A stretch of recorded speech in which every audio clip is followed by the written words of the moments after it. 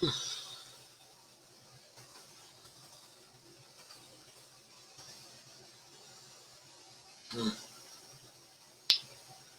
I guess that's it.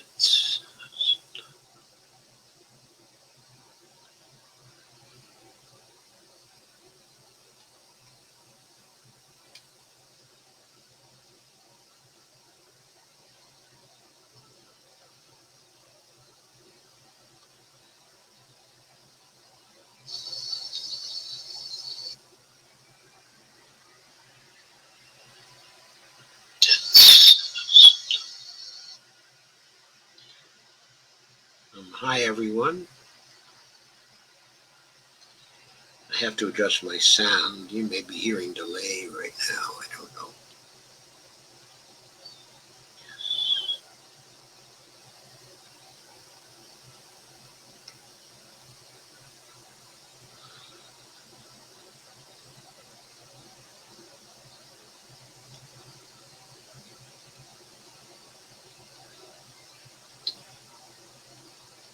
Okay, my sound problems should be delayed. So tonight I'm going to mainly focus on Dr. J, whistle or something so folks know you're live. Apple says heavy breathing is good too. I'm sorry everything was echoing.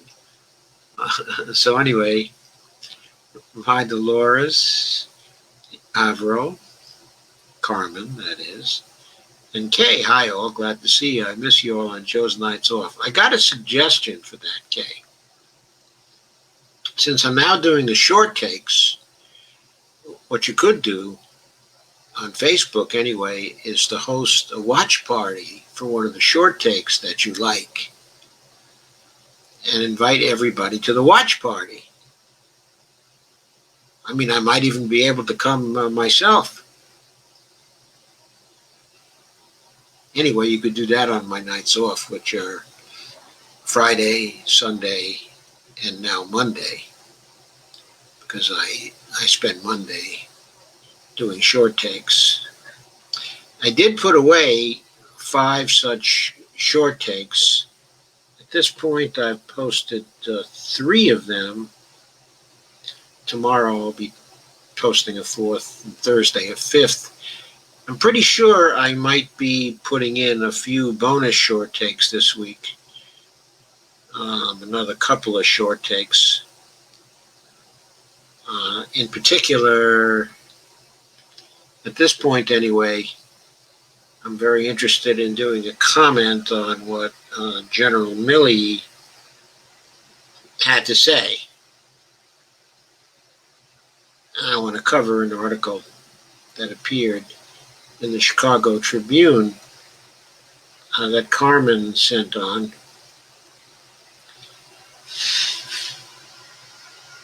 And I think it's very good for a short take and for making clear what actually Milley said and what he did not say and what we need to have him say, but which he will probably not say until we're right on top of the crisis. If he would say it now, it might actually prevent the crisis, however. But anyway, that's another thing. We'll talk about that some other time. Now, so Dion Adams, hello. And hi, Deborah. Nice to see you. Kay says shared. Thank you for sharing, Kay. Thank you for sharing. Everybody who's sharing. Steve says hi, Doc. Hey, Steve. How are you? Kay says, hey, Steve. Avril says, Dr. J whistle or something. Maybe I should tell a joke. Heavy breathing is good too. It's not really heavy breathing, it's just loud sound coming out of the microphone. And Rebecca McClaskey says, hello, Joe. Hi, Rebecca. How are you? And I see my honey, Bonnie, is on. And thank you, Bonnie. Steve says hi. Avril says hi, beautiful. I presume he was talking. That Carmen was talking to Steve.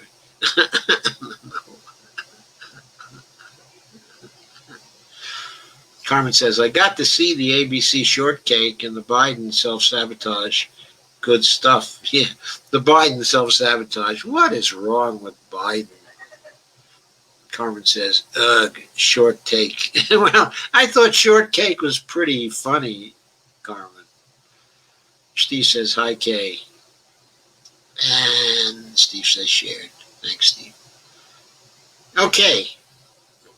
So Rebecca says, feeling more positive about going forward than I have in a long time. Well, that's good, Rebecca. I hope you will give us your impressions of why you're feeling more positive. I guess one reason could be the People's Party convention. One thing that happened with the People's Party convention, of course, was that there was a vote of 99.9% in favor of forming the People's Party. So most probably Nick Brana is now finally going to formally form the People's Party. And that will be very good. I think we all look forward to that.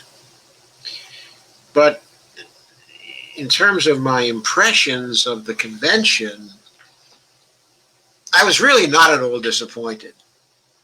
In fact, I felt really inspired by the addresses that various people gave. I thought that there were many of them that were outstanding in their sincerity and their feeling and their passion. Okay. And that they were very well worked out as well. The thinking behind them was extremely well worked out. And that goes for all the people. I think that goes for the activists. I think that goes for the organizers of the convention. I think that also goes for the celebrities at the convention,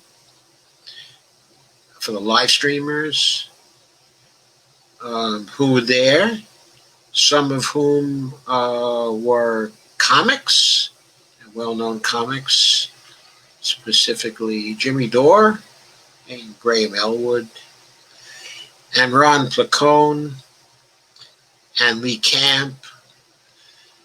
I don't know whether I should characterize but Tim Black as a comic or a streamer, just a streamer. Of course, the comics are streamers as well. Eleanor Goldfield, who's probably best spoken of as a performance artist, really delivered a wonderful poem, wonderfully delivered, very inspirational. I thought that her star shone very brightly at this particular convention. I loved the commentary from Nico House and also Tim Black and Jamaro Thomas.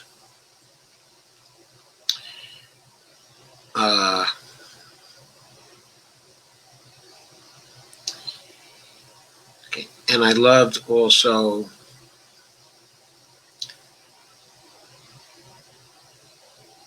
the speeches from people who were very active in the movement and organizing the movement in California, in other sections of the country.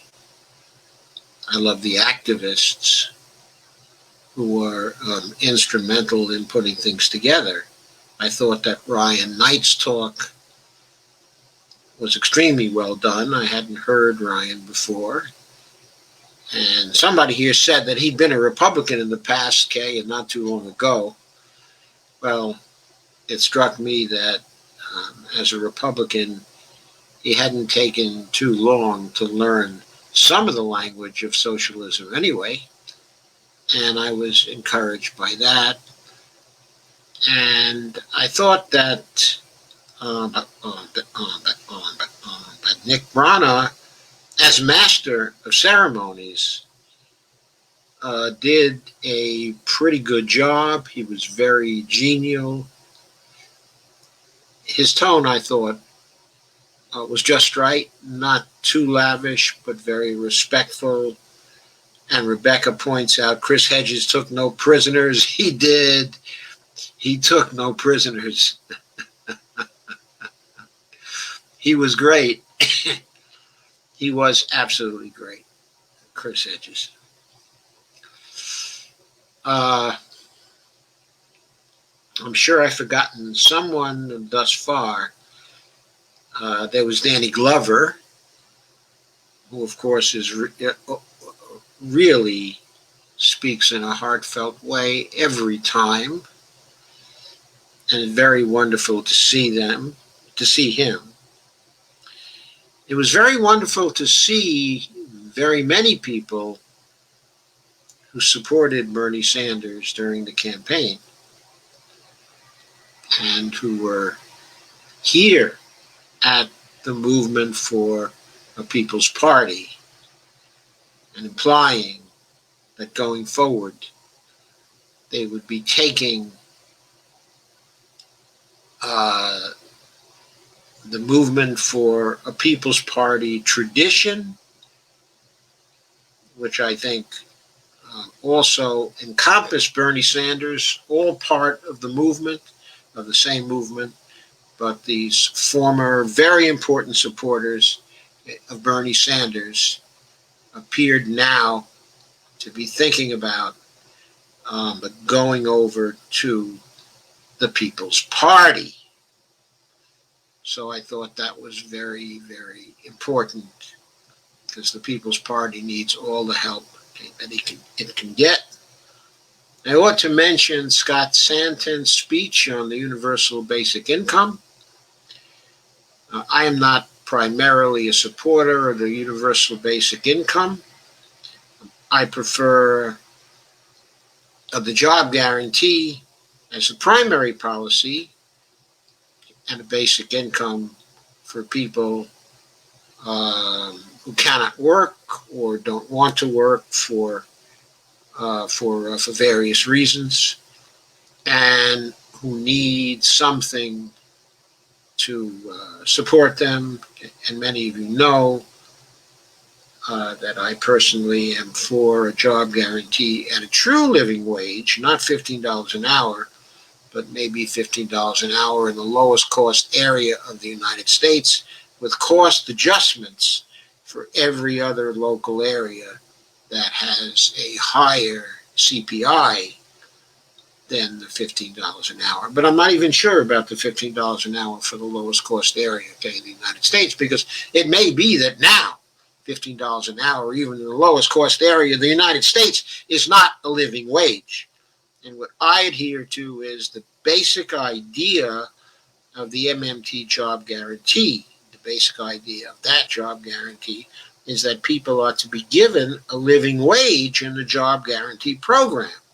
The operative term here is living wage. It is not $15 an hour. Maybe $15 an hour in the lowest cost area of the United States was a living wage back in 2012, when people first started talking about $15 an hour. But we're now in 2020, and that is no longer a living wage. The cost of rent, the cost of housing in most areas has gone pretty high. Okay. So, but still, I thought that Scott Santon's address was a very well taken address, a very good case for the basic income. It did not persuade me that the basic income should be the fundamental policy. I am for the job guarantee. So when I reviewed, there was a point, in the proceedings in the second half, when Nick talked about the problems that we face now as a nation, and then also talked about what we could have and wanting to show people what we could have. And then he went through a montage that basically outlined what I take to be the current outline of the platform of the People's Party.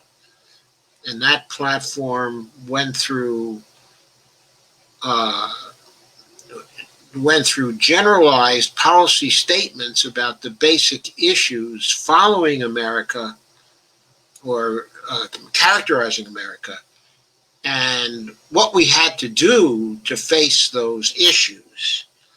And he discussed foreign policy, a lot of environment and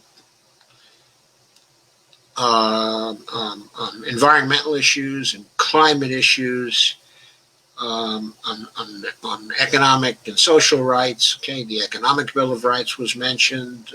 The Green New Deal was mentioned. Infrastructure problems, okay, were mentioned.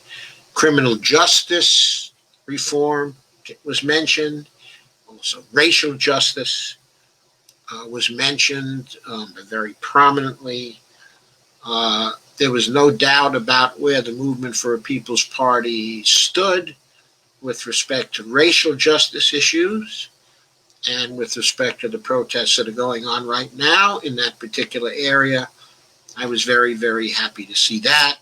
I was very happy to see the expansion of Social Security as something that was addressed, okay, in a prominent way in the montage. And I was also very happy to see the Green New Deal spoken of as such and endorsed very, very heavily in that the part of the montage, okay, that dealt with it. And then I noticed that there was one panel in the montage that mentioned the job guarantee and the universal basic income. And that told me that the job guarantee was still in the platform of the Movement for a People's Party, which I was very happy to see because there was no speaker there representing the MMT point of view, and I was a little bit unhappy that that point of view was overlooked, but that Scott Santens was given some time to present the basic income point of view, okay, or the UBI point of view, I should say. So I was happy to see that particular panel, and it reassured me that both a job guarantee and a universal income would be supported by the party, and that we who think the job guarantee is very, very important would be able to have a voice in pushing that point of view inside of the party. So I was happy to see that. So, what did I think of the major addresses by Marianne Wilson and by Cornel West, the three headline addresses, and of course by Nina Turner? Well, hello, somebody. Anyway, with regard to Marianne Williamson first, since she appeared first, I thought her speech was brilliant. I thought her speech was inspirational. Okay. I thought her speech was very steeped in the history of the United States and the ideals of the United States and in the better angels of our nature. I thought it was brilliantly delivered and passionately delivered. And it was uplifting. It was very, very good. It reflected a great deal of charisma. And I regretted greatly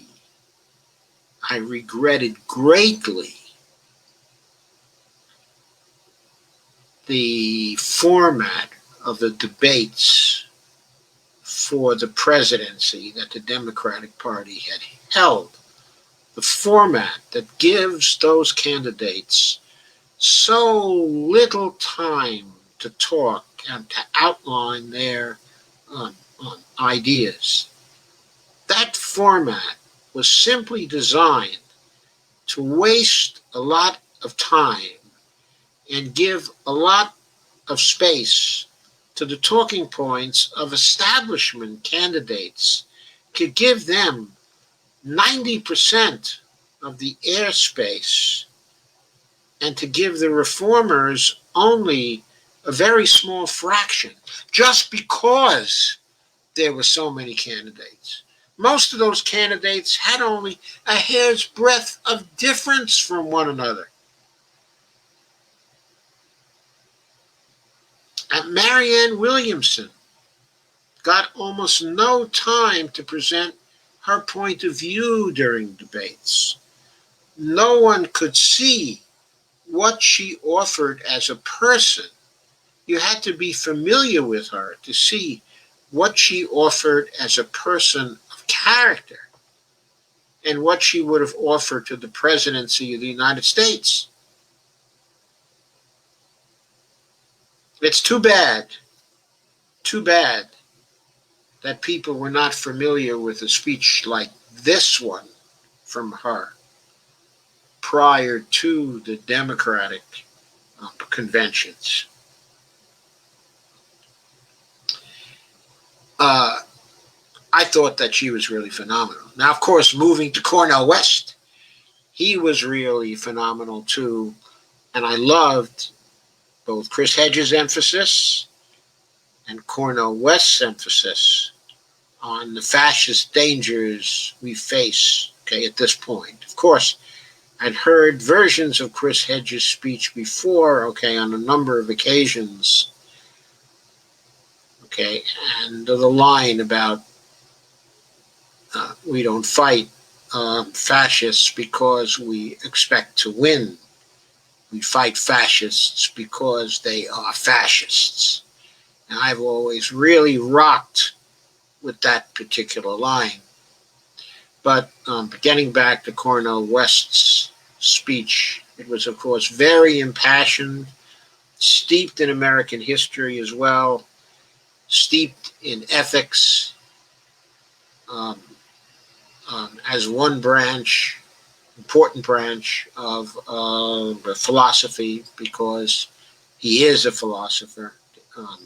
He is a public philosopher, and his emphasis on the dangers of fascism at this point were very, very welcome and very, very well put and very inspirational.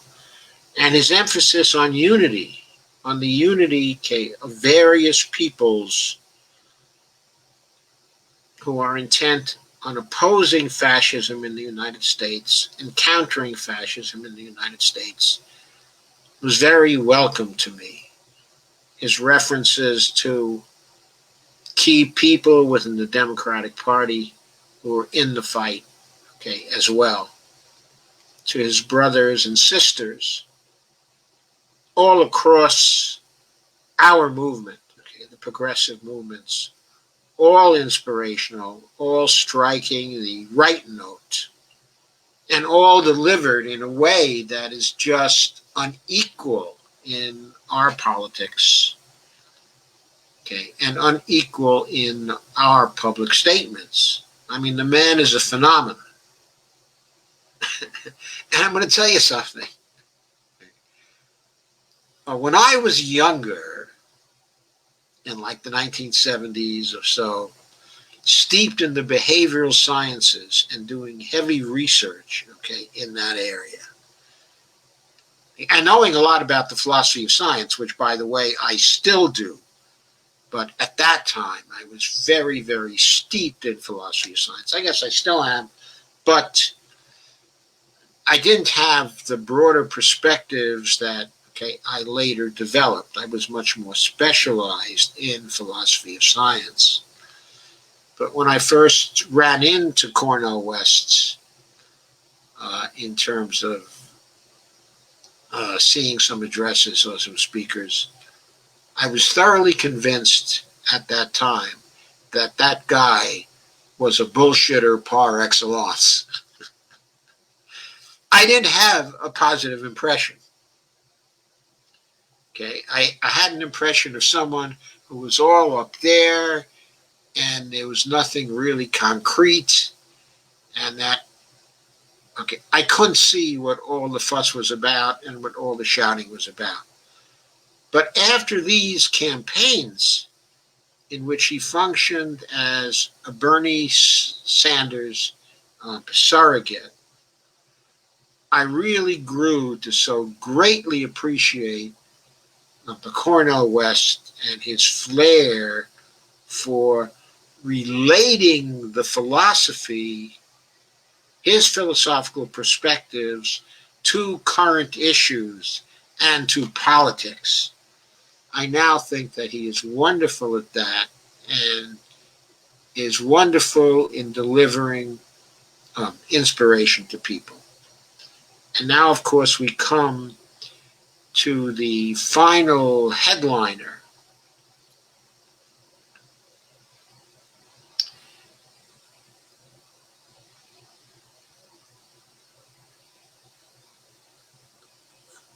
And the final headliner, of course, was the fantastic Nina Turner.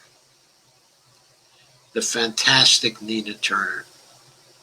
She, too, okay, is in the ministerial tradition in the way she speaks. And she has just a magnificent rhythm and a magnificent flair to her and a magnificent feel for progressive politics and for people and for what inspires people and for democracy. And she brought it all home to me. She brought it all home for me in her address. She kind of summed it all up, the whole night, very, very beautifully. Okay, and remember, this is a kickoff convention for the People's Party. Now, there was a movement for a People's Party conference in D.C., okay, at American University back in, I forget, 2016 or 2017.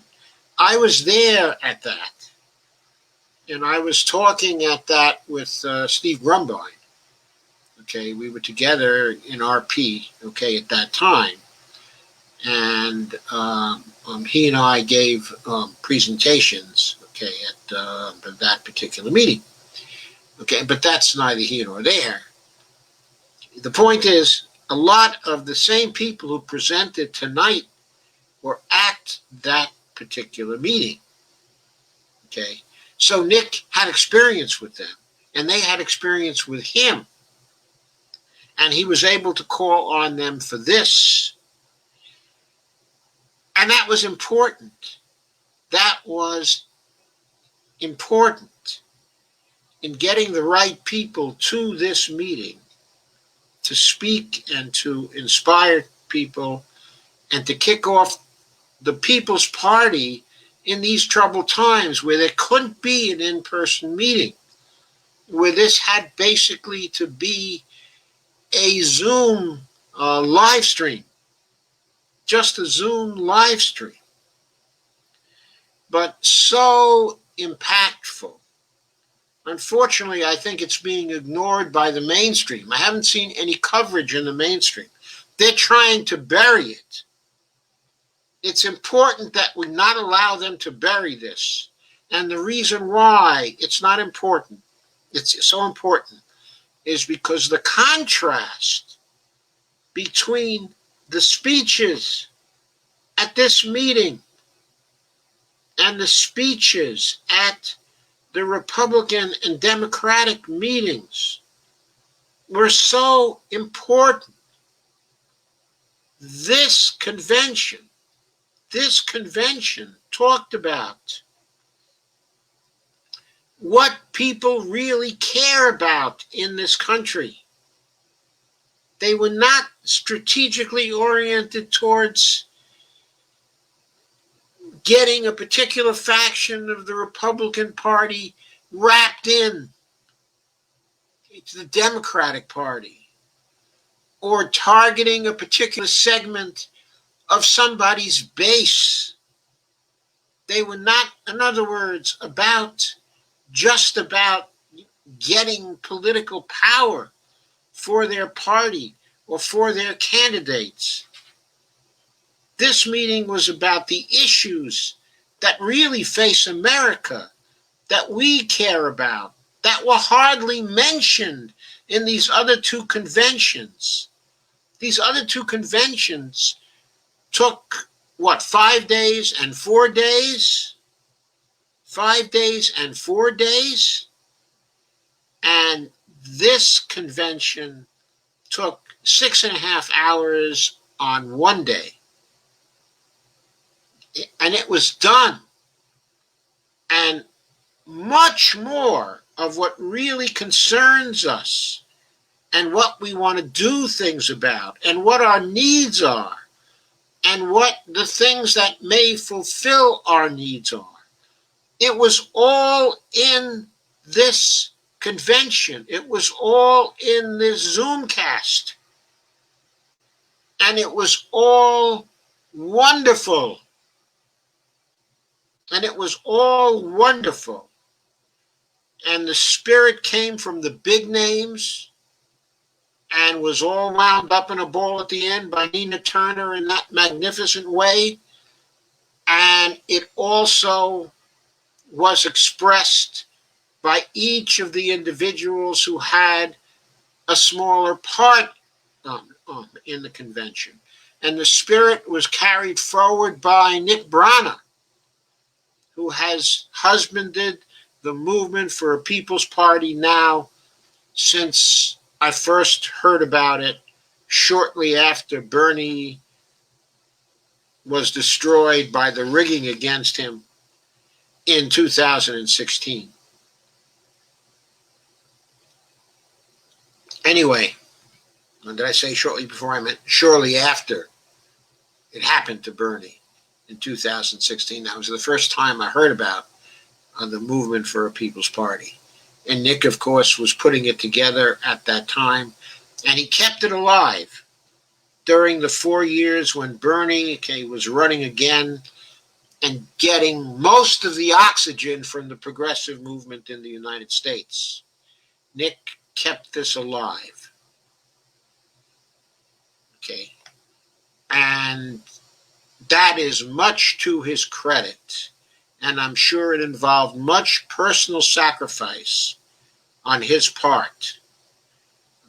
Arakel says Nick is a fraud. I would like to hear why she thinks so, because I have a great deal of respect for Arakel, and I always want to hear her point of view. And I always think there is very much to her point of view. So I very much want to hear it. But anyway, from the standpoint of this particular convention and how it was carried out, I believe the convention was an inspirational success for those who attended, who watched, and who stuck with it. And I think that is wonderful for the kickoff, of a movement for a People's Party. So, I was greatly pleased with it, and I was inspired by it, and I hope we can follow through with it. But I see that some of the comments we have here indicate that we have some disagreements about this, and I want to discuss the disagreements, and I want to go through all your comments So what I'm going to do now, I'm not going to wax any further effusive over the convention. I think you get my point of view. I went through enough of who spoke and how they did, I think, to give a review. And I want to go over your comments and review what Aracal has to say about this too.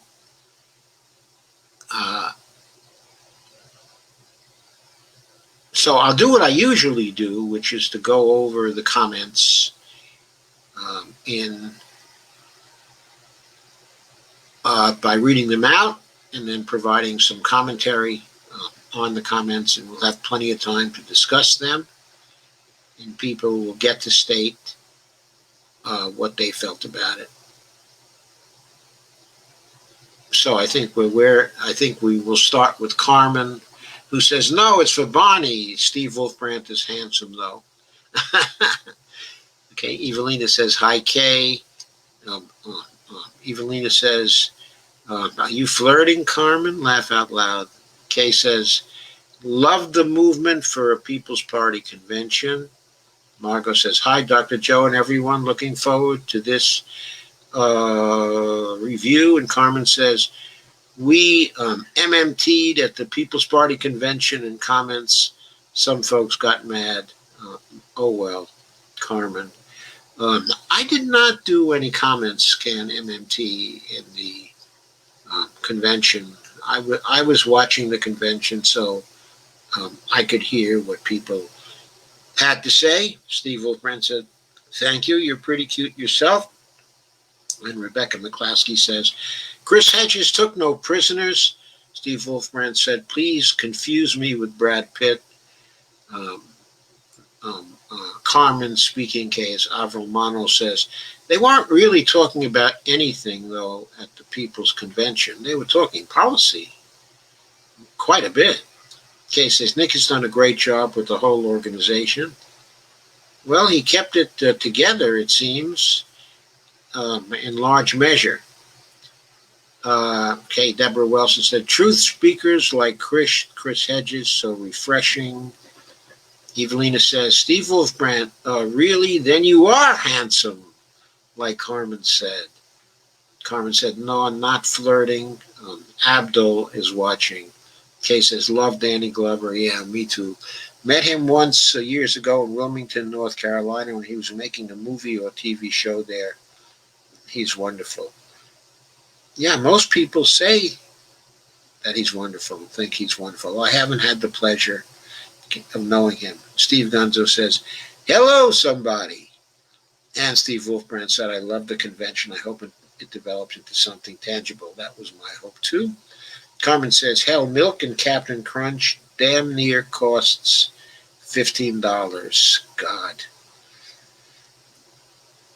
Heath Walker says, a few words on People's Party, People's Convention from last night. Brilliant speakers, all the right words.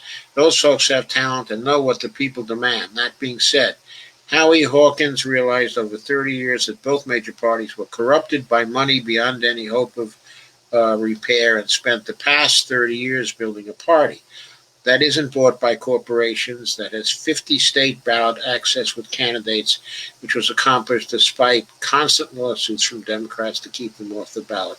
I think a great deal of that is true. Do they have 50 state access this year, though? I'm not sure they made it to 50 states this year, Heath. Also, I don't think Howie Hawkins was the only one that built that party over 30 years. I think a lot of other people have been instrumental in building that party. In recent years, I think Kevin Zeske and Margaret Flowers have been important. I think Jill Stein was important, okay, and Ajamu Baraka, okay, was important. I think Howie was important. Yes, I certainly do. And I agree, the party is not bought by corporations. And also, I hope that the Green Party gets a very good percentage of the vote this year. Hope it gets the 5%. Okay, it needs this year. I expect to vote for the Green Party here in Virginia. There's a very good likelihood I'll be voting for Howie Hawkins himself, okay, by this election. So, anyway, I agree with most of what you said, Heath, and I appreciate the comments, but I don't know if I agree with it in every detail. Carmen says, yes, all those things were mentioned, but no one had any solutions. Sandy says, hello, everyone. Shared. Thank you, Sandy. Very glad to see you here. And Rebecca says, it's still on the platform, and I'm fighting for it to be louder. Yes. And Kay says, we brought up MMT in the comments a few times, Joe. Well, that's cool. I wasn't active in those comments, and perhaps I should get onto the Twitter thread and put in some opinions on that particular thread. But I tend to represent MMT from a more conceptual point of view, a conceptual and consensual point of view than many others do. So my comments may be accepted in a more friendly way. Steve says, Greens can't scrape up even 2%. Howie Doody has the charisma of paint drying. I'm going with the MPP. Steve, I have to say that I tend to agree with you. There are Greens that have charisma. I believe that Kevin Zeeske and Margaret Flowers have charisma. I think of the two, Margaret has more than Kevin, okay, from my point of view. I also think that I think that Ajamu Baraka has a lot of charisma from my point of view.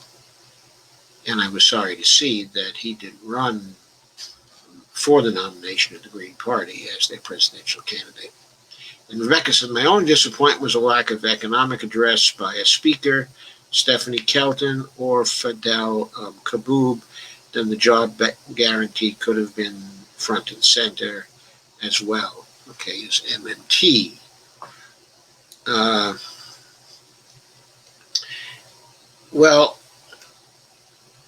That was a disappointment, but I don't think either Stephanie or Fidel have been involved with the movement for a People's Party. But Fidel has been involved with the Green Party from time to time. He and I tried to make an impact on the party platform of the Green Party in 2018. We fought hard and were assisted, but very heavily, actually, by Rodolfo Cortez Barragan. But we were not successful in changing the point of view on money of the Green Party. They were very, very wedded to the AMI point of view on how money ought to get into the system, how the institutions should be changed. But that was the Green Party. With respect to the movement for a People's Party, I don't think that either Stephanie or Fidel have been in touch with them, and my own contacts with them have been of a rather peripheral nature. Okay, I'm friends with Nick and Rod, and I've been generally supportive of the formation of the party and of enthusiasm for the party for some time. But I've never really had discussions with them. I mean, I generally approach things from an issues point of view as opposed to a party point of view. So I suppose that's why I'm really focused, okay, on the issues. Steve Grumbine was involved with them for some time. We think that he talked to Nick quite a lot in the initial stages of the movement for a People's Party, but then those contacts simply dropped off. I think maybe when Nick became a little more friendly to the UBI idea. Evelina says, you make good points, but I don't think in these accelerated times that it would take third parties 10 years. It should not. Okay, it should not. If the party forms and can't get any appreciable results by 2024, then I would say it's too late for the movement for a People's Party. It's too late for the outside strategy. We have to do something really, really concrete about climate change here in the United States between now and 2030. We have to get off the destruction track. You either have to do it with an external party, or we have to do it by taking over the Democratic Party. The inside-outside strategy is probably the best one, but either way, we need quick results. There is no more time. There is no more time. And Rebecca McCloskey says, abolition and a new party took 4 years. When Lincoln was elected, the Whigs were gone. Well, the Whigs, I think Lincoln was helped a little because the Whigs were just about self-disintegrating by 1856. They had had such very poor presidential candidates, because the party was hopelessly divided in so many ways, almost like the Democratic Party is today, so divided in all kinds of ways. And Rebecca says, we have that same situation now with single-payer health care. We do. Steve says, Moon for a People's Party should have mentioned Assange, but nobody's perfect. Should have lasted 3 days. I agree. The movement for a People's Party should have mentioned Assange. They had one of the planks, okay, in their platform is an emphasis on civil liberties and freedom from surveillance, okay? And there should have been credit, and there should have been a lot of talking about whistleblowers and Snowden, okay, and Assange, okay, and I mean, that should have been a feature. It should have occupied at least 2 hours of time of the party. So I think you're right, Steve. It was too short. It should have lasted for 3 days. Okay, but civil liberties and freedom from surveillance and privacy are so important to us, so important to democracy. We must have them. We must have them. They should not have been sacrificed by the MPP. And Rebecca says that Marianne inspired her, and she says, I absolutely love her. Alvaro says she's on another level. I'm pretty sure she knows MMT too. I think she's had a brush or two with Stephanie Kelton. And Rebecca says, I'm hoping she will stay with the People's Party. A Williamson Turner ticket in 2024 would make a huge statement, and the identity politics people would have trouble denying them. Well, from the identity politics point of view, they would have trouble denying them. But they would probably attack them as completely socialist. And, we can't have these socialists taking over the United States, you know. Alva says, here comes beatnik philosophy. Beatnik philosophy from who? At one time, okay, I was a beatnik, but I never internalized beatnik philosophy exactly. But I do want to emphasize there's a great difference between beatnik philosophy and hippie philosophy. Okay? Evelina says, after 4 years of Harris, I think most people will be turned off to identity politics. Well, you would think after 8 years of Obama, they would have been turned off to identity politics. Rebecca says, one can hope. Evelina says, always. Kay says, Dr. Cornel West had to grow on me too, Joe. Laugh out loud. And Sandy says, hello, somebody. And Avril said, Dr. West said I was born at night, but not last night. I was in love with that line.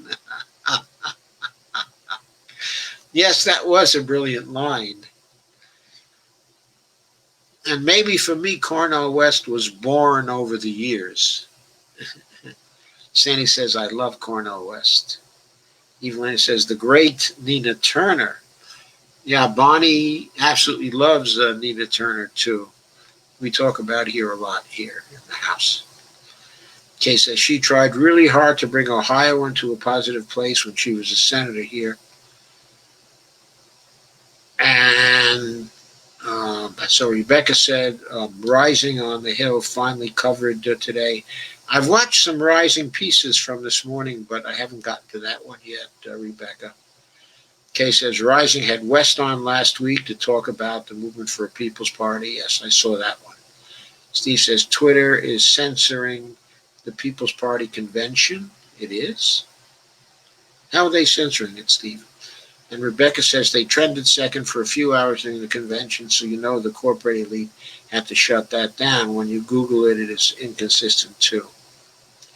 Evelina says, starting October 1st, Facebook will be censoring everybody. Well, maybe we'll all have to move over to Rockfin then. What about that? We can all join the Convo Couch and also Nico.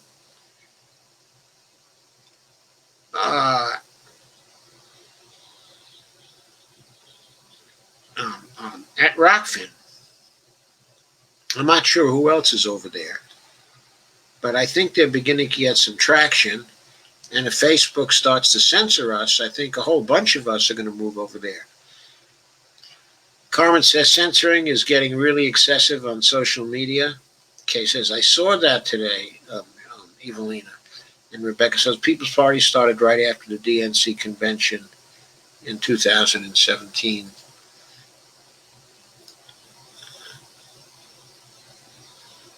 Was it in the fall of 2017, Rebecca, or the fall of 2000?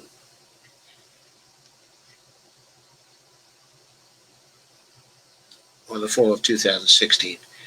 I cannot remember. I was there. I know now. It was in 2017. Because it was after I started the live streaming, for RP, and I didn't start live streaming for RP until 2017. So it was in the fall of 2017. And Arakel came and said, Nick is a fraud. And I asked her why, and we're about to go over her comments. And Rebecca says, I was on some of the original phone calls for organizing and head of the Oregon group. And Rick Maynard says, evening all. Hey, Rick, nice to see you. And Avril says, Evelina, I'm already in fascist book jail for 24 hours for something from April 25th. Something from April 25th? That's ridiculous. You sure it's not August 25th? Steve says, too bad the Rising and Convo Couch were not involved. Overall, a great convention, though. I'm surprised that there wasn't an invitation to Rising, and I don't know why the Convo Couch was not involved. I know Nico was involved, so why not have the Convo Couch involved in there too? It would have been nice to see Pasta and Fee there. Very, very nice. And Lauren Steiner would have been welcome too, I think. Arakel says he lies about his role in the Bernie 2016 campaign. Oh, you mean he was not as important as a campaign organizer as he says he was.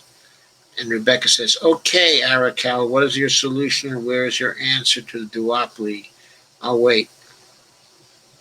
Okay. I'm not sure that Arakel was against the answer of having a new third party. Arakel was one of the chief organizers with Nick of the Movement for a People's Party meeting in 2017. Arakel was instrumental in organizing that meeting. And Sandy says, hi, Richard. Arakel says, we already did uniting the left.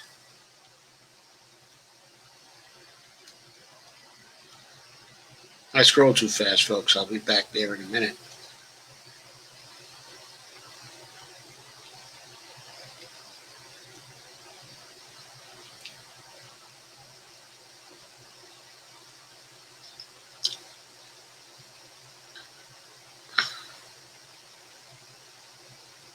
Yeah, I forgot Jesse. Yeah, Jesse was a speaker, and Jesse was quite good, too.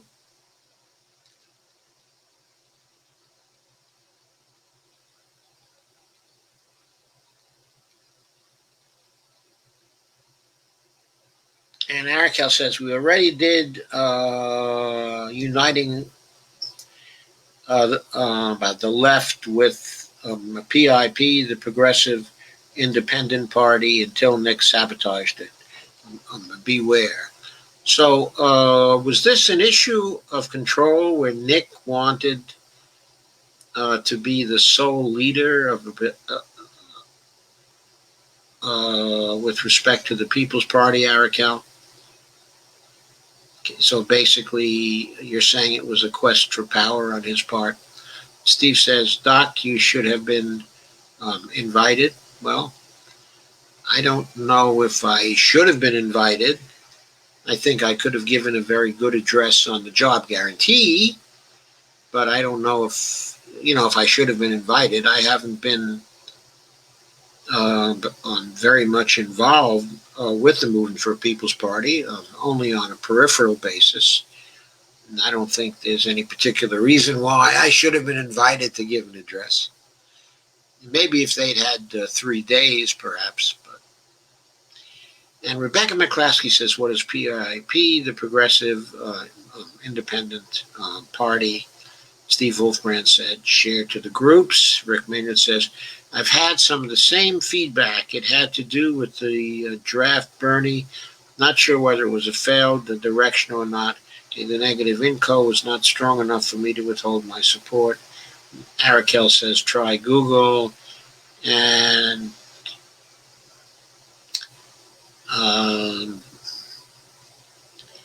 Rebecca replies, why it failed. Well, to get yourself straight on the history and what happened in the politics of it, which may be very relevant for what's going on now with the Movement for a People's Party. Rick Maynard said, I'm still excited to actively support. Arakel says, sabotaged, he lives in his mom's basement. Well, maybe he does, but is that in itself a bad thing?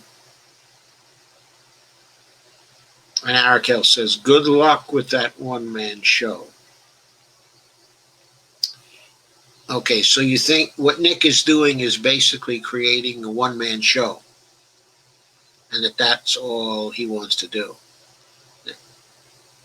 And so Dolores says, the Progressive Independent Party, the PIP. Avril says, the People's Independent Party, I believe.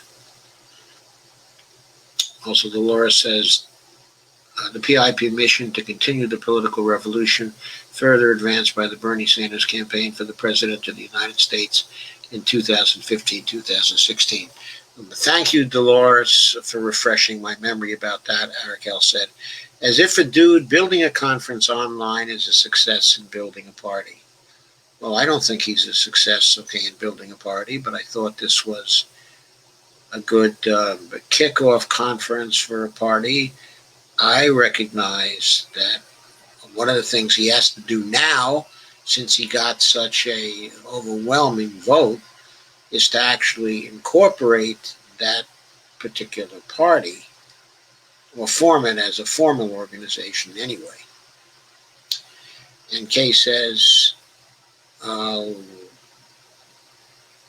there were many of our revolution groups endorsing the MPP. Arakel Bloss says, there is no People's Party. Everyone realizes this. Yes, I realize it. As far as I understand it, there was no People's Party created as a formal organization. So, yes, I do realize that at this point today, there is probably no People's Party. But after that vote, uh, there better be a People's Party soon, because that was the decision of the people who were at this, quote, convention, unquote. Kay says, Jesse Ventura was a speaker there too. Yes, he was, Kay. And I thought that he gave a very, very good speech. I don't know if I have heard him speak as articulately as he did in that speech before. And I've watched him, on a number of occasions, okay, on RT. But I thought that he did a very good job, okay, in this. And I can see why people are pretty impressed, okay, with Jesse. I've been impressed with him from time to time, but primarily because of how he orients his common sense towards very good things. But in this particular speech, I got a certain feeling about his being actually fairly sophisticated in many ways. Jim said, for now, a house divided. Avril says, yes, I stand corrected. Evelina says, too bad, really. They won't have a candidate in the race until 2024. Well, that's for the presidency. I presume they'll have candidates for Congress and candidates for state legislatures, okay, and for mayors by 2022, I hope. I think that better happen, or the party is not going to get off the ground. James Shoup III said, I enthusiastically support a People's Party. And Arakel says, Nick Browner was demoted to intern in the 2016 Bernie within 2 weeks. He's built his reputation on lying about his role. And Rick Maynard says, from an organizer's point of view, we are still at the storming phase. Yes, storming, what is it? Storming, norming, what? Anyway, most people were active in Bernie's campaign. Realistically, things did not really start until Bernie endorsed Biden. There were a lot of MPP meetings between 2016, okay, way before Bernie endorsed Joe Biden. So people were organizing then. He did have people who were devoting a lot of time to it. They were getting online with each other. They were talking over issues. There was a report that was put out on the MPP platform. I remember that. It was well written and well worked out, even though quite a lot of it was borrowed from Bernie Sanders. Steve Gonzo said 400,000 people voted. Arakel Bloss links to the Sanders organization. Thank you, Arakel. Steve Wolfbrand said, Convo Couch did a show on MPP, not very friendly. Well, yes, it wasn't all that friendly, but I also thought that it was a pretty good show. Okay, I respect what Fiorella is doing. I respect her as an organizer. She seems to know a lot about the inside and outside, of movements. She and Pasta seem to work hard. They seem to be all kinds of places very, very often. I don't know how they get there, exactly. And so I am persuaded that they need to be listened to in terms, of their opinions about what's going on, with MPP. Um, I believe, though, that, uh, I've been to a couple of the Zoom meetings that MPP has had. What I gather from the Zoom meetings is that they're advertising self-organization as the basis for this party and distributed forms, of problem solving. Quite a lot of what they're talking about comes from complex adaptive systems theory, and it seems to be very realistic concerning how parties can emerge from a social process. I like their thinking on this. When you go to those Zoom meetings, a lot of people seem to be active. A lot of people seem to be having a say. Nick seems to be having a respect for democracy in these particular meetings. Arakel is saying, good night, friends. Good night, Arakel. Thank you for coming, and thank you for your comments. And Rick Maynard says, if people look at this as a fresh start, we can work with lots of the progressives. I agree, Rick. I think it's worth giving it a go and seeing how it goes. It's worthwhile taking these warnings, from Arakel, as well. And if Nick has any tendencies to make this a one-man show, then those can be countered, in the Zoom meetings by the lots and lots of activists, who attend. And based on what he's written up himself, I'm inclined to think that he's going to be okay with this, that he's going to respect what the grassroots of the party thinks, and that he's going to cultivate those grassroots. And if he does, and if it's democratic, if it's bottom up in the real sense, if it's not me, us in a real sense, unlike what happened with Bernie's campaign, I have to say, I've said this before on here, I have to say that Bernie's withdrawal from that campaign was not about not me, us. He never consulted us. If we had been asked to vote on his withdrawal from that campaign, unless he said to us that he was too sick to continue, we would have voted for him to continue. If he still had the energy and he still had the commitment, we would have urged him to fight on. We knew a lot of that voting was rigged. We saw the discrepancy between the exit polls and the actual polls. We knew it was rigged, and we wanted him to fight to the end if necessary. And we thought that was important in relation to resisting fascism too. Because Biden and these conventional Democrats may not be fascists, but they are inverted totalitarians, if you know what that means.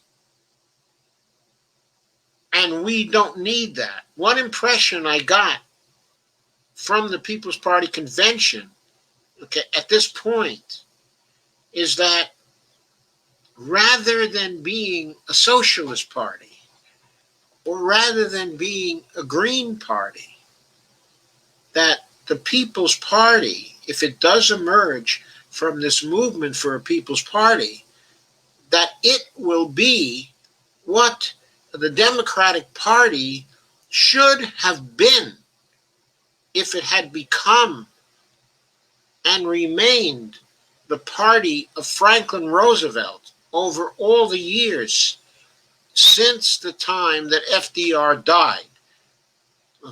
FDR and Henry Wallace were taking the party in a particular direction. And I've had the feeling, based on my contact with the Movement for a People's Party, that if the party had gone in that particular direction, it would be running on the things that the Movement for a People's Party is talking about right now. So I think the People's Party is a replacement for the Democratic Party. It's a replacement that's more socialist, that's more green, that's more devoted to justice, that's more devoted to democracy, that's devoted to money out of politics. That's what I liked about the People's Party. Anyway, Sandy Degg says good night. Arakel. Dolores says good night. Arakel. Rick said I did have a talk with the regional organizer, and they're looking for someone from the Assange. Great. And Steve said Stephanie should have been in the convention as well. Yes, but the question is, would Stephanie have wanted to be in the convention? Stephanie believes, I think she believes, that she's having a considerable influence on deliberations within the Democratic Party right now. And she's always aimed to have influence in the Democratic Party, to have influence in the Washington, D.C. place. That's been her orientation. Okay. I don't think that looking at Stephanie as a kind of politician as well as economist, I don't think that Stephanie's aspiration is to be a mass movement kind of politician. I think that her emphasis in her career has always been to be a professional who provides advice and who has influence in that particular way. And Arakel says, oh, P.S., I would recommend HTTP. She provides a link to Call for Break the Grip of the Two-Party System 2020 National Online Conference. Thank you, Arakel. Thank you very much for that link. I will check it out. And I'm sure others here will check it out as well. Steve says, I loved the beatniks in high school. I'm a few years ahead of you, Steve. So I loved the beatniks in college when I first became aware of them, and actually became a beatnik in my third year in college. I was one of the beatniks at Cornell.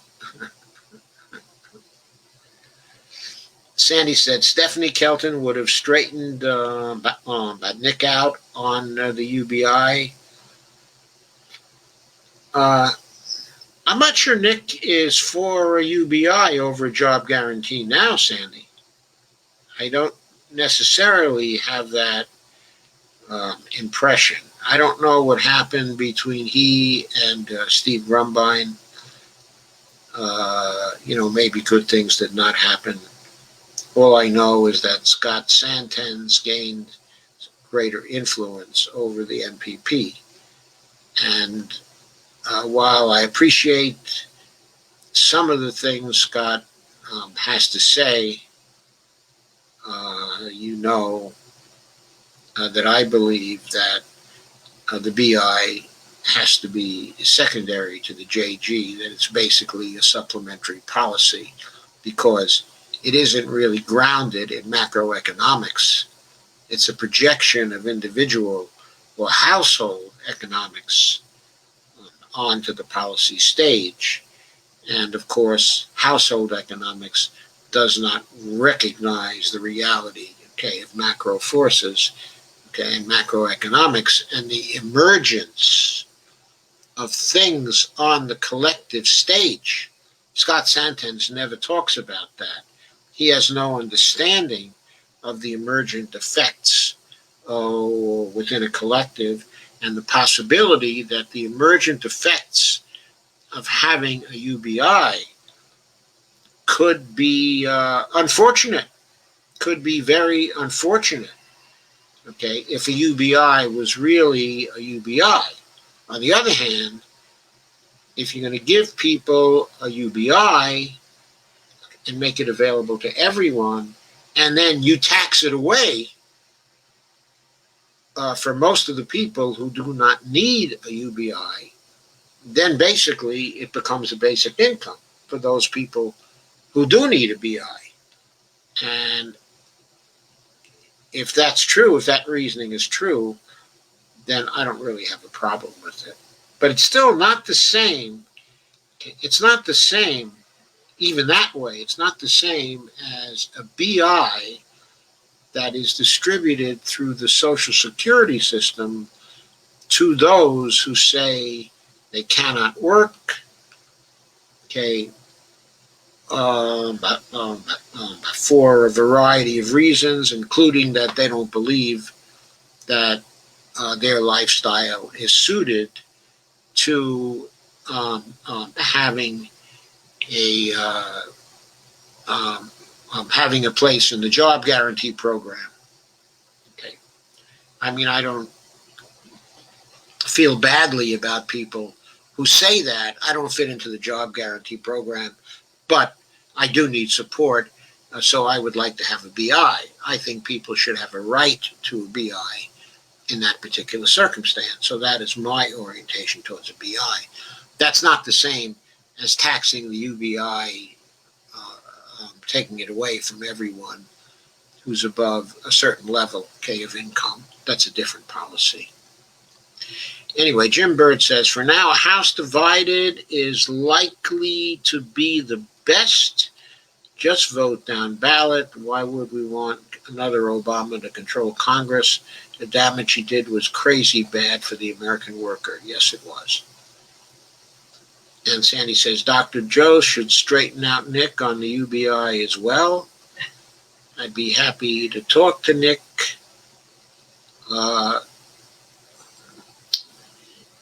In fact, as soon as we can promise Nick attendance from 40 people or more here, which is still something we can't do at this point.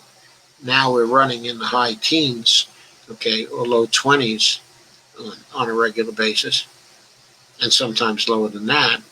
But if we can get up to attendance from 40 people on a regular basis, I will invite Nick for a conversation. And then we can have a conversation and we can talk about the UBI versus the job guarantee. And we can find out what his thinking is on that particular subject. I don't have a problem with inviting both he and Scott Santens either and dealing with them both at once. That's not a problem for me. I've dealt with Scott on Twitter before and on Facebook before, and I feel perfectly capable of explaining my position to him quite coherently and pointing out the incoherences in his position.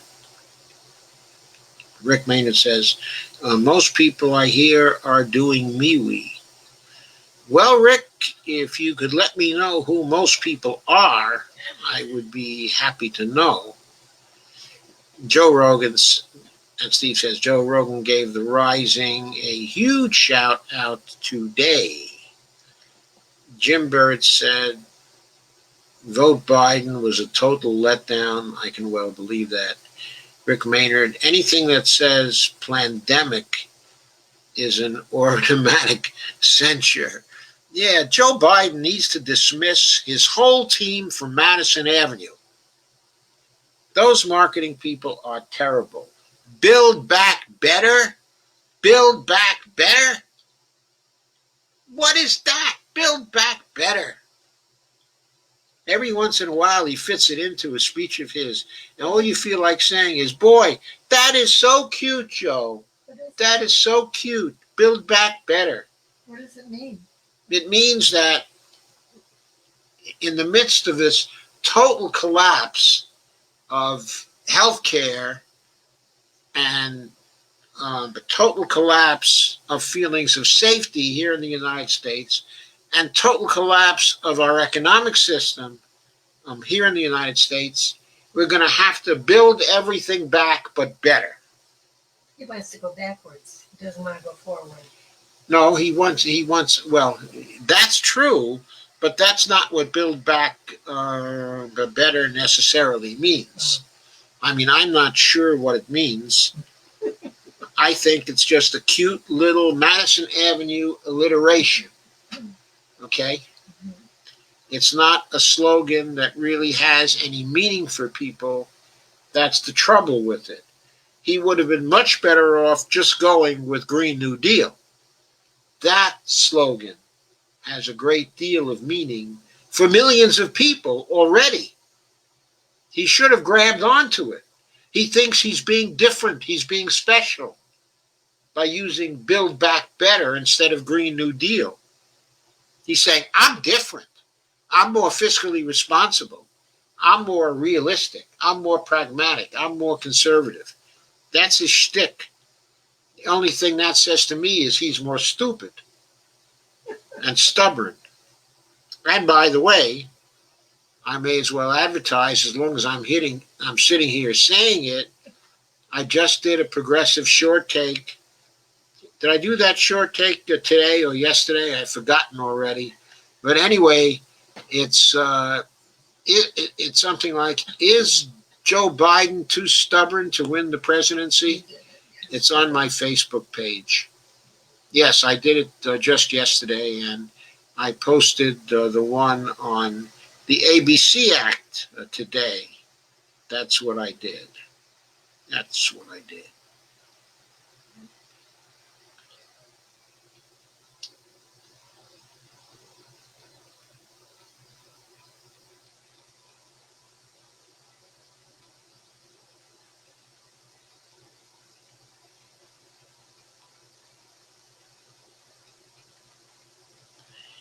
I scrolled too fast again.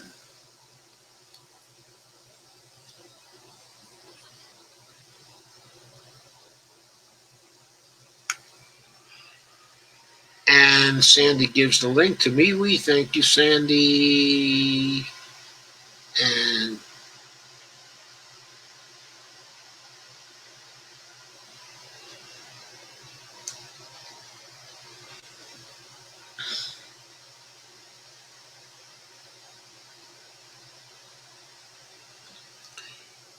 yes, I have a MeWe account myself, Sandy.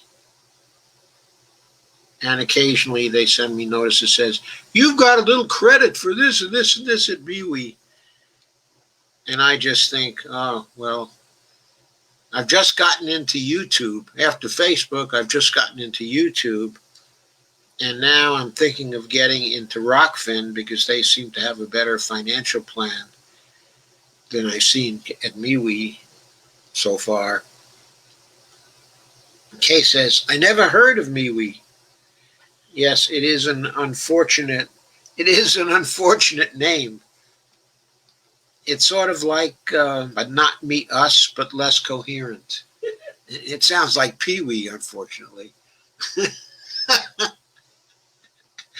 I don't know who they got to help them with that name, but I don't think they made a very good choice. Sandy says, Evelina says, it's MeWe Chinese. Sandy says, I agree. I didn't like the Biden endorsements. If you're fighting the neoliberals, why would you vote for one? Yes. And Sandy said, laugh out loud. Well, obviously, the reason why you would vote for one is because you don't want Trump to have another term.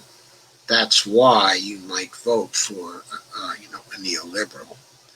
Even though you're fighting them, and you can still fight them at the same time, you just fight them down ballot. And you fight them everywhere you can where there's no danger of a fascist taking over because you're fighting them. So you fight them in the primaries. You hope to beat the hell out of them. You hope to defeat Ed Markey. By the way, any result? I'm sorry, not Ed Markey. You hope to defeat Joe Kennedy. By the way, is there any result on the race there? Ed Markey's race. Is there any result? Okay, on Alex Morse's race. We have small financial investments in both of them and would hope that they won or on the point, okay, of winning. We're hoping against hope. And we're for Robbie Goldstein, too. We hope he won. And, of course, we are very much for Shahed Buttar. We want to get rid of Nancy Pelosi here and now and not have to worry about a vote where she stands for Speaker again in 2021. We want her out of there right now. Kay says, Sandy says, laugh out loud. No, it's social media like Facebook and Twitter. And Kay says, Joe, you should follow them and talk with them. Okay, Kay. Evelina says, isn't TikTok Chinese? Yes, TikTok is, but MeWe is not. Now, I don't know if MeWe has any Chinese money behind it, but they do have substantial capital investments, or they receive them from time to time. And Rick Maynard said, I have discussions about Nick delegating more and more of a supporting role and let some others take more of a lead role. Well, and Carmen says, yes, it was from April 25th, 2020. That's amazing. Why now? Evelina says, what? Laugh out loud. And also Rebecca McClaskey says, everyone has been invited to the MPP phone calls for organizing a discussion about going forward. The meetings are every Thursday. Yes, I know. They're in conflict with my Q&As. But when do they go on, actually? I have to check on the times and see if they're in conflict. If they're in conflict, maybe I'll begin to schedule the live streams I have a little bit later on Thursday night so I don't conflict with them. I'll see. Or maybe, I don't know, I'll figure out something else. Maybe I'll get started earlier to avoid them, something like that. Sandy says, she gives a link to MeWe.com/mobile. Evelina says, that's some weird retroactive stuff, laugh out loud. Rick says, there was no decision on name of the party. Steve says, status quo. Jordan says he wants to see the meat and potatoes. Yeah, Jordan's right. Carmen says, almost vindictive. Steve says, I will join the party as soon as it's formed. Yeah, I think they're worth a shot. And Rick says, there have been many people asking to run local and even federal for federal office as legislator. Sandy says, I thought it was Japanese, but I think you're right. No, I'm pretty sure it's American. And the name is American. It's just me and we. And Steve Wolfbrand said, is Alex Morris election today? It was, and Ed Markey's election was also today, and Robbie Goldstein's was today. Evelina says, see, laugh out loud. And Avril says, I'm voting for the Pastafarians. Yes, the flying spaghetti monsters. The Pastafarians are the ones who believe in the flying spaghetti monster. And maybe Pasta believes in the flying spaghetti monster, too. He's cute. Yeah, Bonnie says he's cute. And Rick Maynard says, here's one of their docs. Yeah, Participedia method /518. Yeah. Bottom-up democracy, right? Carmen says, I was wondering the same thing earlier today. Steve says, I'm over Bernie. And Alvaro says, inverted totalitarians equals covert fascists, generally not as vicious or as brutal as fascists, not in terms of in-your-face brutality. It's sort of pass very unfriendly policies and let people absorb the brutal effects of those policies without actually noticing that those policies are there. The term inverted totalitarian comes from a political scientist who died in 1912, something like that. His name is Sheldon Wallen, Wolin. He was a political theorist and a thinker, very important for Chris Hedges. And Chris Hedges has written a lot about inverted totalitarianism himself. Okay, and I like the thinking. I like Sheldon Wallen's thinking myself. Even when he says, Dr. Joe, I heard the People's Party doesn't want to be referred to as leftist. Let's put it this way. The People's Party is bottom-up democracy. That's what the People's Party is supposed to be about. Historically, okay, bottom-up democracy was left when they organized after the revolution in France and the terms left and right came into currency. They came into currency because the left side of the chamber they met in was inhabited by the bottom-up Democrats, by the people who thought like Thomas Paine and Robespierre. They were the people who favored the people and the voice of the people. They were the original leftists.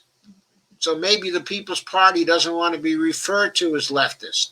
Maybe they prefer to be referred to as populist. I don't know. Or left populist. But I think what they just want to do is they want to break the old continuum or spectrum thinking, which I think is unfortunate because it's really a multidimensional thing. It's not a simple two-dimensional continuum. It's actually multidimensional, very multidimensional. It's not even two-dimensional, not even three-dimensional. It is multidimensional. I mean, to really place parties within the ideological space, you have to do a factor analysis. It's a multidimensional space. Kay says, yes, it is, Steve. Evelina says, was it socialist? Well, I don't know if it wants to be called socialist, but it's quite friendly to socialism. It's quite friendly to what the Green Party is friendly to. Rick says, here's an example of a Republican that I could work with. Who is that Republican? Kay says, and Rick gives a link. Kay says, I'm an old hippie peace freak from the 60s, 70s. That means that you are socially lefty and real lefty in foreign policy, and you're becoming more lefty on economic policy as you learn more and more about MMT. Okay. And Carmen says, oh, Mike Norman? Yeah, Mike Norman keeps saying he's a Republican.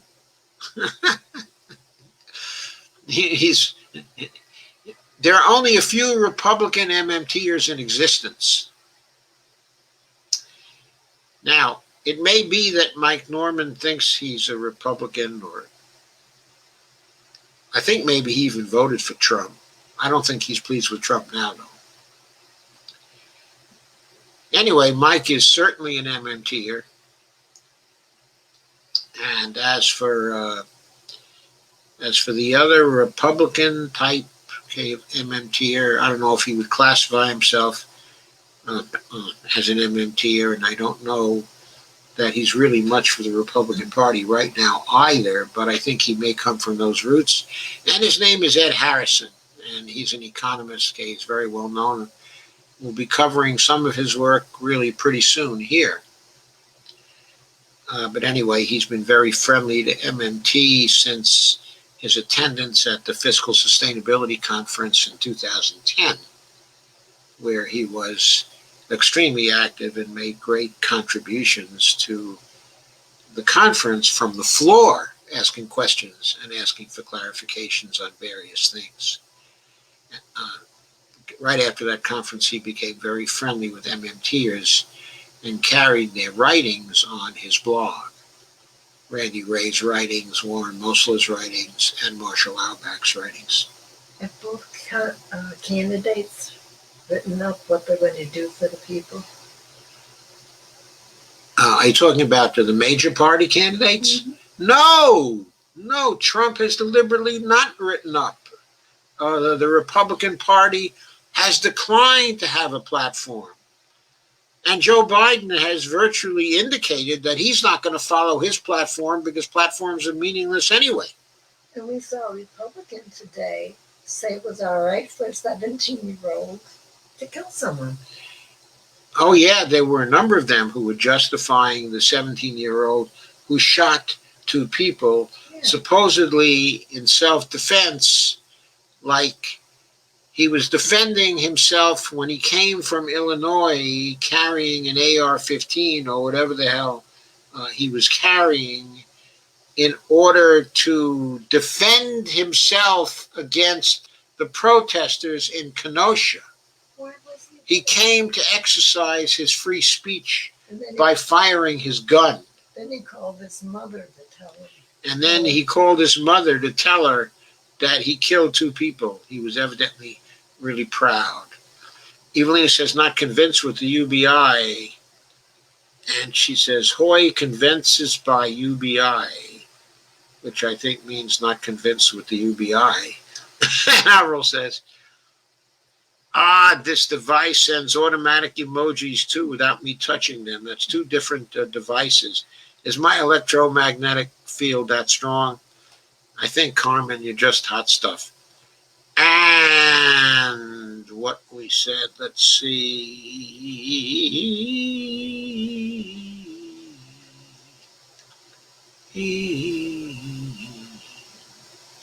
Rick Maynard's about to answer our questions on who won Massachusetts. I scrolled that down too. And be back better equals be best. Be back better equals be best. Wow. The case says, I saw that one too, Joe, was a great one. Yes, he seems to be too stubborn. Steve Wolfbrand said, be good. Carmen says, sounds like a toddler accidentally knocking down his blocks and saying, build back better to another toddler. To another person, yes. Build back better, it does. It sounds like it's pidgin English. Me, Tarzan, you, Jane, build back better. Evelina Ponte, yesterday, I totally agree in that short take when you talk about Biden's stubbornness. Yeah, Hillary was that stubborn too. That's why she damn well lost. She never learned that Paris was worth a mass. She should have totally committed to getting rid of the TPP and getting Medicare for all. And she would have won from Trump going away. In her heart of hearts, she didn't want to be president, or that's what she would have done. If Obama was in her place and he thought he had to do that, he would have done it.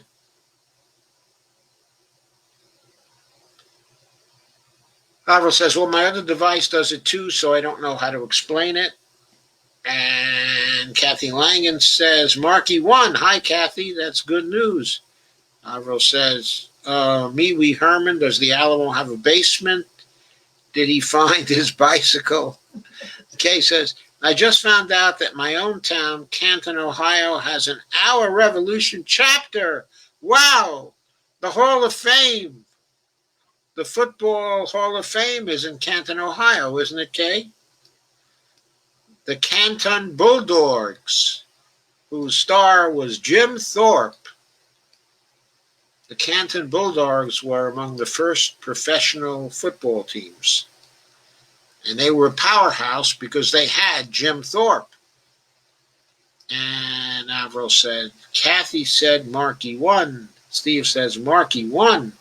Kathy says asterisk, Markey, and smiles.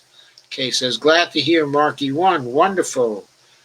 Candidate votes percent, Edward Markey, 54.6. Joseph Kennedy, 45.4. Fine. Serves Kennedy right. He lost his seat in Congress. He never should have run. Who won Ed Markey's seat in Congress? Who won his seat? Because that person was running today too. Okay, was it? I think her name, Kay, is Isame. I hope she won. She looked like a good one. Steve Gonzo said, Dr. Joe, Little Animal Crossing, complete with virtual yard signs. Laugh out loud. Yeah, I saw that. Little Animal Crossing, nuts. Richie Neal won too, unfortunately. The bad guy won. The villain won. 59.5% to Alex Morse's 40.5%. He won with homophobic smears. Homophobic smears and lots of PAC money in the final days of the campaign. We could not match the PAC money. Probably Alex Morse would have won that race if it was possible to do door-to-door canvassing. It might have turned things around. This was probably a victory produced for Richie Neal because only so much could be done with Zoom and mail and ads, and you couldn't get your people to go door to door. And Rick said, well, we got one out of the two. Ed Markey wins. And that's very important, but both were really important because we needed to get Richie Neal out of there. He's an enemy. He's an enemy. Well, maybe if we can get Nancy Pelosi out of there, then the new Speaker of the House can take away Richie's chairmanship. That would be good because he's totally corrupt. Steve says, shit. Oh, you know what we maybe could do? Maybe what we could do is this. Organize a general election campaign to elect the Republican in Richie Neal's district. That wouldn't be so bad. It wouldn't really threaten the Democrats' control of the House. But we'd get rid of Richie Neal as the chair of the Ways and Means Committee. That would be tremendous. That would be tremendous. Maybe that's what Alex Morse's supporters should now do. Kay says, I was having some hope for Morse. Bummer he lost. And Rick says, I did as well. Steve says, that sucks. And Dolores put up a YouTube. Thank you, Dolores. Evelina said that Markey beat Kennedy is huge. Pelosi endorsed the latter, you know. I know. And I'm glad Pelosi lost on that. Unfortunately, she won on Richie Neal. So she was 1 out of 2 also. She endorsed them both. I'm glad we won 1 out of 2. And basically, AOC won 1 out of 2. Because, of course, AOC endorsed Joe Kennedy and I believe Alex Morse, if I'm not mistaken. Evelyn said, too bad the smear stuck. The smear stuck because people don't have enough counter information.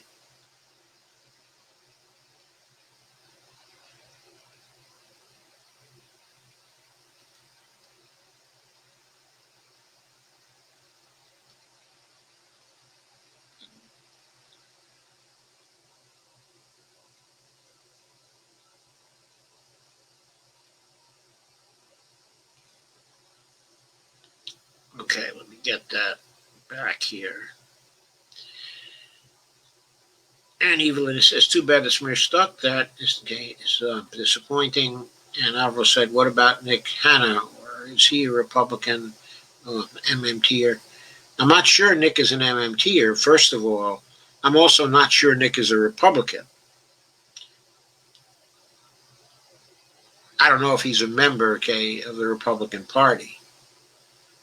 He doesn't come off like a Republican to me.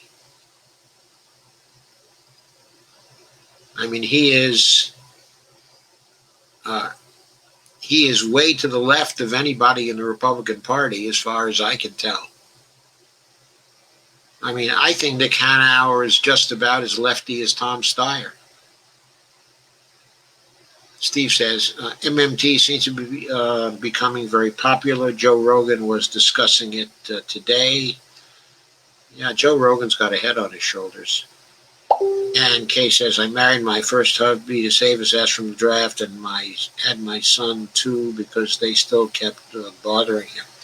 Then my redneck high school asked me to quit because I was pregnant, even though I was always in the honor society. My old daddy told me I was already smarter than they were back then. Laugh out loud. I love my daddy. George Shell said, evening, Doc. A little late, but I made it. Love the convention. Thank you for coming, George. I always say better late than never. And Carmen says, about the ABC Act, people would love the 2,000 for one test their child so much. They'd never want COVID to go away. Well, actually, they would probably like for COVID to go away because once people got a taste of the 2,000 per month plus 1,000 per child, they might be wanting a basic income, and they certainly might be wanting a job guarantee, which is roughly amounts to $2,600 a month. But yeah, they would want the 2,000 a month. Is because they would have extra COVID-related expenses. I think after the COVID crisis is over, that falls back to 1,000 per month and 500 per child. Carmen says, entitled arrogance. Yes, the football HOF is all we have here. Oh, yeah, the Football Hall of Fame is all we have here right now. Sad. And Steve Gonzo says, Betty Butter bought some butter, but she said the butter is bitter. If I put it in my batter, it will make my batter bitter, but a bit of better butter would make my batter better. So she bought a bit of butter better than her bitter butter, and she put it in her batter, and the batter was not bitter. So that was better. Betty Butter bought a bit of better butter. How'd I do? Evelina Ponte said Biden actually said at the end of his speech, quote, safe for 4 more years of Trump, unquote.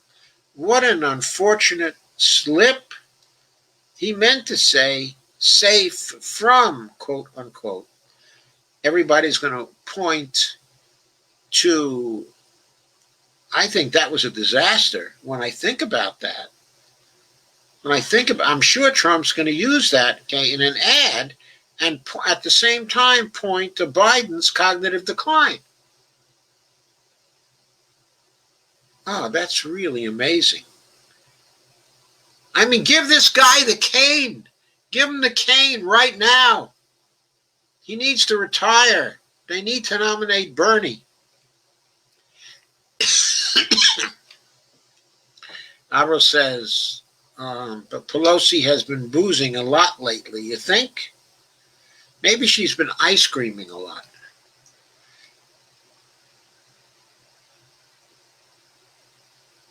I'm sure there are combinations of booze and ice cream which are very attractive to someone with a sweet tooth. Steve Wolfbrand said, if you go to Rockfin, I may have to follow you. A lot of people going there. I think a lot of people are going there because they treat their creatives a lot better. And Avro Mono says, Avro laugh out loud. I'm sorry. Evelina says, Avro Mono. Avro laugh out loud. And Dolores Pierce sent an emoticon that I can't see because I'm looking at this through StreamYard. And Evelina says, Abro laugh out loud. George Ellis said, they cheated him with the bullshit smear campaign. I know. Kay says, I hope Morse will give it another try. Yeah, so do I. He needs to take a lesson from Cori Bush in Missouri, who won it on her second try, and Marie Newman, who won it on her second try. And I am sure people will be dead set ready to get rid of Richie Neal in 2022. So yeah, I hope Morse will give it another try. He'll win the next time around. The corporate Dems smeared him for basically being gay. Yeah, for having gay dates. Disingenuous, not just disingenuous, dishonest. Disingenuous, of course, is dishonest, but it's not quite. Use plain language when we need plain language. It's dishonest, hypocritical, and disgusting, and terribly hypocritical, because they love Pete Buttigieg, don't they? Pete Buttigieg is their favorite guy. Absolutely their favorite guy.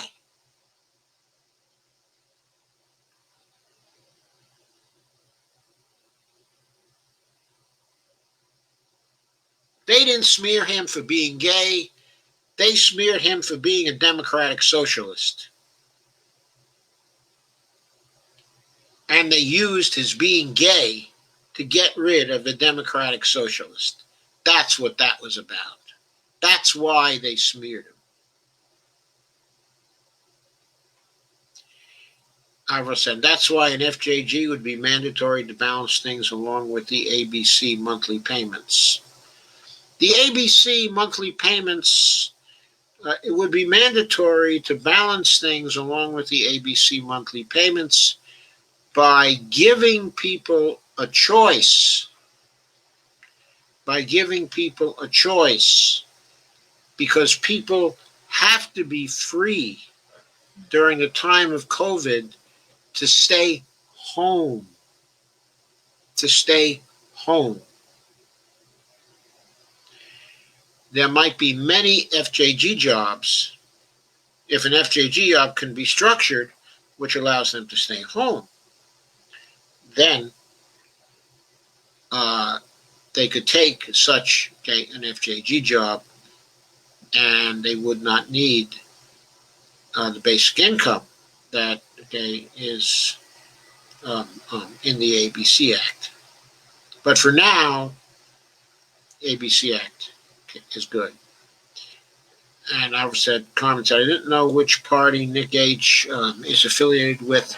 I thought he was once affiliated with the Patriotic Millionaires, most of whom are Democrats, I think. I don't know if he's still affiliated with them.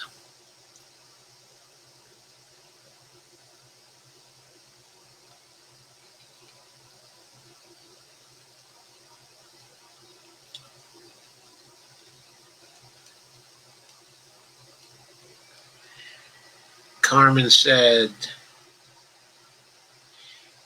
I didn't know what party Nick H. is affiliated with.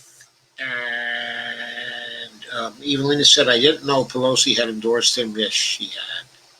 She felt free to endorse him, of course, because he was an incumbent. And she was all about endorsing incumbents until she endorsed Joe Kennedy. And then she said, well, I was still endorsing an incumbent because he was an incumbent congressman. No, Nancy, you were talking about incumbents for a particular office. He was not the incumbent senator. God, Nancy Pelosi, such a liar. And Rob Rivera says, hey, Yoda, hey, Rob, what are you doing? And Sandy says, rum raisin ice cream with real rum in it, right? Avril said, there's no tripping up Dr. Joe, the tongue-twisted champion. George Cello says, bushwhackers. Sandy Dick says, give Nancy a straw. Steve Wolfman says, how much wood would a woodchuck chuck if a woodchuck could chuck wood? And Dolores Pierce says, she laughs. Sandy Degg says a lot. And Steve says, Stephen Wolfbrandt, that is, says, they smeared Morse, sad. Disgraceful. George says, they love pompous assholes that are all in for corporatism. They do. We got to get rid of Nancy Pelosi now. We really got to get rid of Nancy Pelosi. All in for getting rid of Nancy Pelosi. Let's get millions of dollars for Shahed so we can counter her. She's going to have millions. This is going to be another out-and-out fight between the corporatists, okay, and the progressives. That's what's going to happen in California. We got to make sure they don't rig the election. Avro says, that's why she's drunk. She also has Goldschlager. Goldschlager, cherry jubilee flavor. Yeah, Goldschlager is that brandy with a little piece of gold in the bottom. Yeah. Some friends of mine, one of whom was German, but by extraction. And anyway, they introduced us to Goldschlager, cherry jubilee flavor.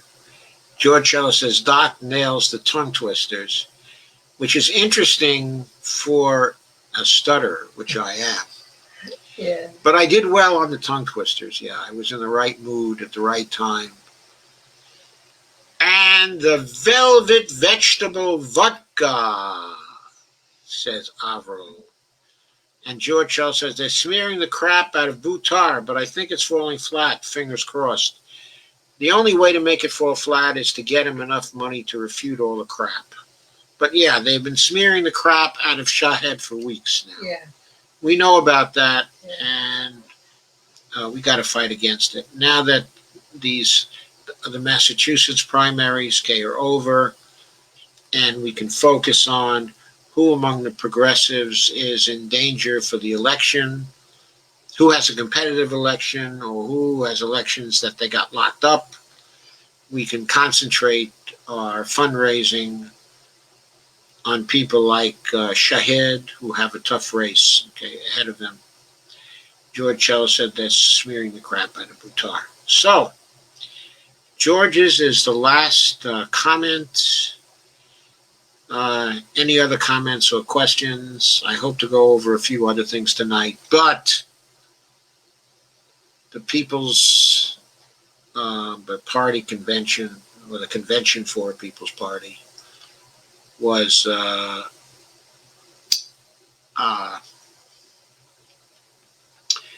was too popular. I'm not going to complain about it being too popular, though I like it being too popular for discussion. George Shell said, I'm a stutterer too, laugh out loud. I overcame it for the most part, but I talk slowly. Sometimes I talk slowly too. Sometimes I talk very fast. But sometimes I have stressors, and I stutter over the stressors. And sometimes I have hang-ups on particular words. Seems lately I'm having trouble with the M words. I don't know why. That's pretty lately. I once had a therapy that almost entirely got rid of my stutter. It was very successful for some time. Actually, it was very successful for roughly 20 years or so. Yeah. And then my stutter began to come back as I got older. And Steve says, good night, everyone. And Alvaro says, and Jagermeister juicy jelly bean flavor, laugh out loud. I'm just thinking of designer ice creams for lunches. Carmen, very good. Sandy says, night, Steve. George Scheller said, I can sing well, though. Well, maybe we should hear you sing then sometime, George. I am not a very good singer, though Bonnie tells me that I have a very nice voice. But Bonnie is prejudiced. I tell you, your voice stunk. She said she would tell me if my voice stunk. That doesn't mean I could sing. You have good air. Good. And she says I have good air. Oh, okay. And Kay says, thank you for a great discussion. You all keep me sane. Kay, remember that idea about having watch parties for the short takes. You can have watch parties for the short takes. They can generate great discussions too.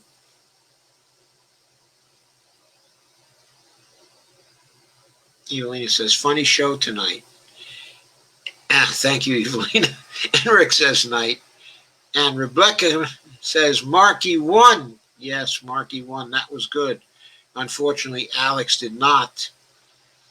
Avril says, so many outlets keep saying Biden is going to lose. Yes, I think it's premature. Biden can still switch his strategy. He can what he can maybe do is maybe he can fire all his Madison Avenue types and get some real political people in there. That would be very nice. Indeed, very nice. And Steve said, if you sing, you won't stutter, Doc. Sing us out on The Les Miserables. Can you hear the people sing, singing a song of angry men? It's the music of the people that will not be slaves again. I can't do much because I always forget the words. George Shella said, we love to hear you talk, Doc. Love you. Avril says, I love Bonnie's voice too. Thank you, Carmen. Thank you. We both appreciate that. Yeah. Thank you all. Have a very good night. I will see you tomorrow, and there will also be at least one other short take posted tomorrow. And if I get a chance, I will do another short take tomorrow about General Milley and what he had to say. Sandy Degg says, awesome. And George Shella says, John Lee Hooker had a bad stutter, and he sang blues like no one. I know. Oh. Well, stutterers don't stutter when they sing. That's a well-known thing. And Kay says, love old rock music, but never could sing. Laugh out loud. I used to dance, though. Laugh out loud. And Dolores says, good night, Steve. Rebecca says, thank you, Joe. Avril says, Good night.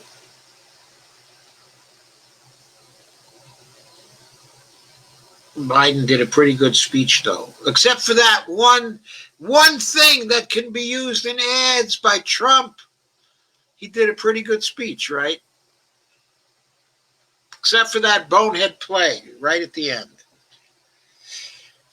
And Laura says, thank you and good night. All Sandy says, have a great night. But love you guys. And Steve says, it's the song of any me. It's the song of not me, us. George Shell says, that wasn't bad at all, Doc. Keep up the singing. You'll be the next Cardi B. Laugh out loud. Doubt that I'll be the next Cardi B, George. But maybe I'll have fun trying. Carmen says, okay, sleep well, my cuddle bug night owls.